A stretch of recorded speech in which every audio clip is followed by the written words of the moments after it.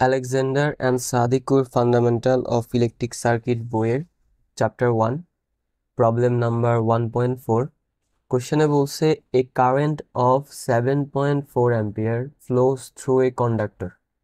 That means আমরা ধরলাম যে এটা একটা কন্ডাক্টর।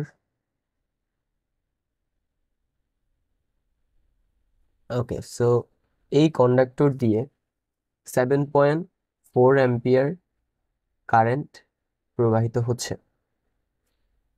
ওকে, দেন বললো calculate how many charge passes through any cross section of the conductor in 20 seconds. তার মানে বলতে চাচ্ছি এই 7.4 অ্যাম্পিয়ার কারেন্টের কারণে এই কন্ডাক্টর দিয়ে 20 সেকেন্ডে কি পরিমাণ চার্জ প্রবাহিত হবে সেটা বের করতে বলছে। ঠিক আছে, সো যেহেতু আমাদেরকে বের করতে হবে চার্জ, আমরা জানি চার্জ বের করার সূত্র Q of T equal integration of IT DT. এরপর এখানে লিমিট থাকে t1, মানে টাইমের t1 t2, রাইট?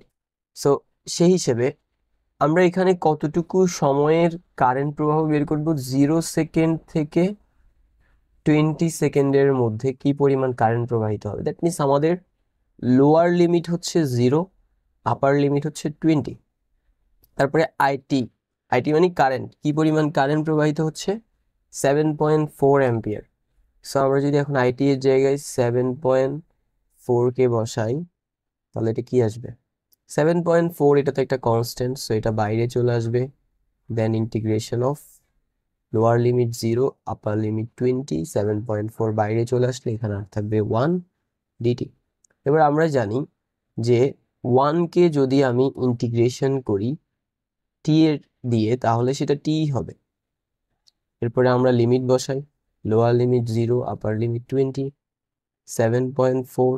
এবার লিমিট গুলা বসাই দিই টি এর জায়গায়। প্রথমে আমরা জানি আপার লিমিট বসাইতে হয়, তারপর বিয়োগ দিয়ে টি এর জায়গায় লোয়ার লিমিট বসাইতে হয়, which is 0. So 7.40 20 minus 0 equal 20. Now এদেরকে যদি গুণ করি 7.4 into 20 equal আচ্ছা এটা 7.4 হবে, 7.4 into 20 equal 148.